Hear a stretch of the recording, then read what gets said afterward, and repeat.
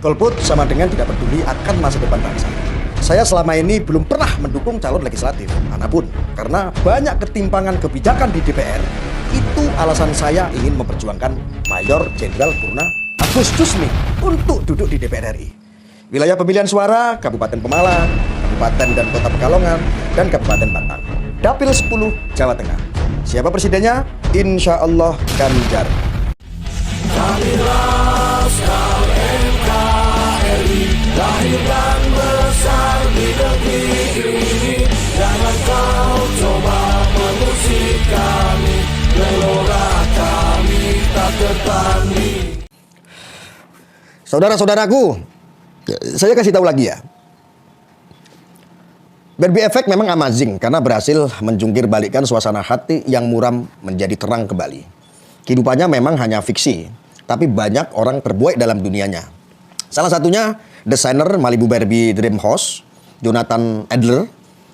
Rumah Barbie itu terletak di daerah sana, saudara, di California, Amerika Serikat. Siapapun bisa menyewanya lewat aplikasi yang disediakan. Desain yang khas rumah Barbie dalam dunia fantasi dengan warna pink yang cetar membahana memang membuat setiap orang tertarik untuk merasakan atmosfer di dalamnya.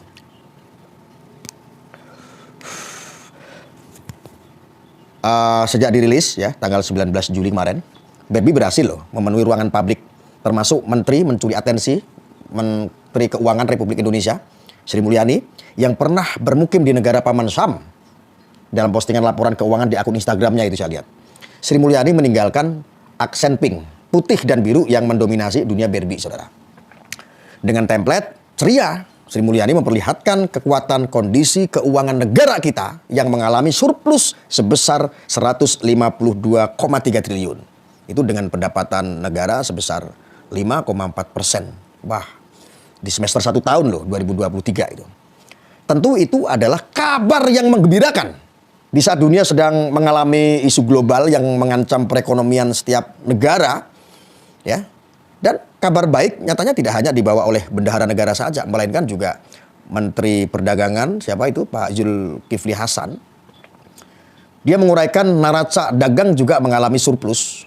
Dan dalam surplus tersebut, tentu ada campur tangan dari Gubernur Jawa Tengah Ganjar Pranowo dalam kegiatan ekspor. Jangan pernah lupakan itu.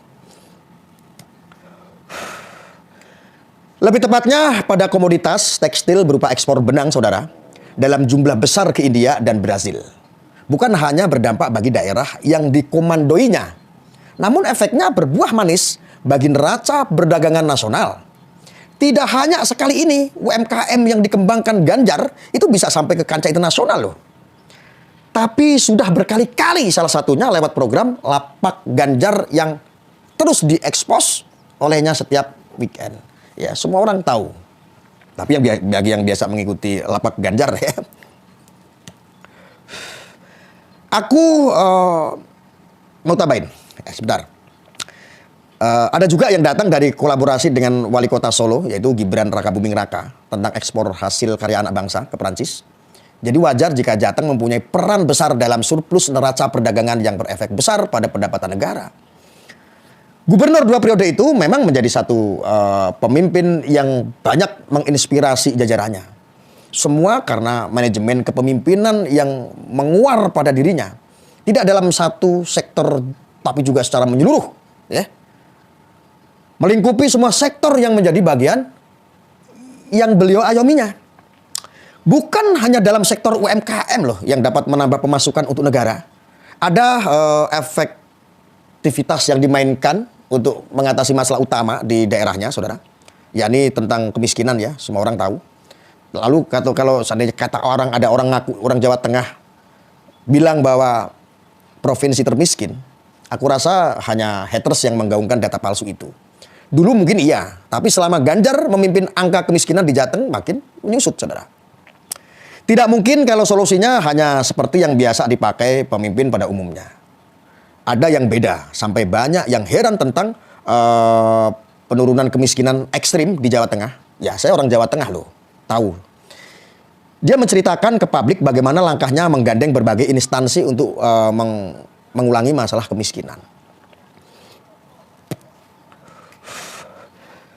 Sumber keuangan yang awalnya hanya APBD harus dikembangkan dengan basis dari CSR, Basnas, dan gotong royong lainnya. Semua jajarannya diminta untuk ikut serta dalam gotong royong tersebut lewat penggalangan dana dari sebagian kecil gaji mereka yang dialokasikan ke Basnas, saudara. Masih ingat? Saya pernah bahas ya dulu tentang dialokasikannya ke Basnas dana tersebut. Dari situ uang akan dikelola sampai disalurkan pada warga ya yang membutuhkan dalam bentuk bantuan rumah, insentif guru agama, pembangunan masjid, pembangunan fasilitas umum, dan masih banyak lagi. Ya, masih ingat ya? Keanehan Ganjar ini dilontarkan oleh Menteri PMK loh, Pak Muhadjir Effendi. Yang waktu itu pernah menelepon langsung ketika mendengar berita penurunan kemiskinan ekstrim di Jawa Tengah. Bukan hanya lewat APBD saja, mengalirlah di sana cara yang unik mungkin ya, karena beda dari yang lain. Kalau tidak dicari terobosan seperti inisiasi Ganjar tadi, mungkin sampai sekarang data BPS masih menunjukkan Jateng sebagai provinsi termiskin. Tapi ya sekarang nyatanya kemiskinan sudah mengurus. Mengurus itu maksudnya mengecil, susut lah ya. Itu berkat pengaturan yang diimplementasikan Pak Ganjar ya, sinergisitas untuk memanage keuangan itu nyatanya harus berakhir menyesakkan. Tatkala melihat Kementerian Pertahanan justru berbuat semena-mena dengan keuangan negara di bawah pimpinan Prabowo Subianto, banyak pengeluaran yang berhembus cepat, saudara. Ya sorry ya, bagaimana dia mau meneruskan perjuangan Jokowi kalau membawahi satu bidang saja, Murad Marid. Banyak dana yang dikeluarkan demi barang bekas yang memerlukan perawatan ekstra. Belum lagi program baru Komando Cadangan atau Komcat yang menelan biaya hingga 531 miliar. Padahal eksistensi Komcat untuk negara tidak ada. Ya bukannya berguna kan? Keberadaan mereka justru merugikan. Kepelikan terbaru tentang perusahaan bernama PT TMI ya dengan goalsnya pembuatan alutsista yang membutuhkan dana 1.760 triliun, saudara.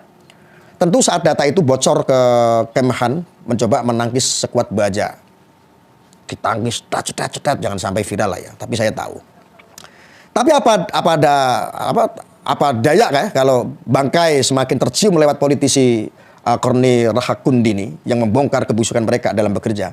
Korni yang sempat penasaran dengan perusahaan rintisan mereka pun kaget saat menerima pertanyaan tentang apa maumu, kan begitu waktu itu ya.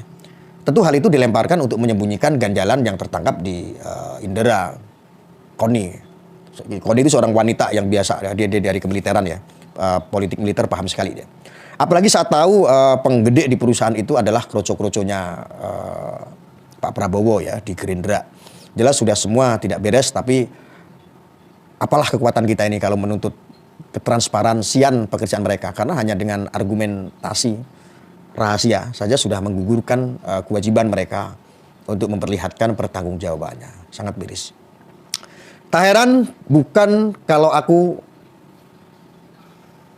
mengategorikan Prabowo bukanlah pemimpin yang tepat untuk meneruskan Jokowi. Ada yang bilang jika kita ingin tahu karakter dia dalam segala hal ya maka beri kekuasaan. Tahu dong mana yang serakah dan mana yang masih membersamai rakyat. Dari situ pula kita tahu siapa yang memiliki karakter untuk melanjutkan kepemimpinan Jokowi. Aku jelas tidak perlu mengutarakannya karena kalian dapat menilai dengan gamblang mana pemimpin yang multi talent dan mana si multi tafsir yang penuh tipu muslihat.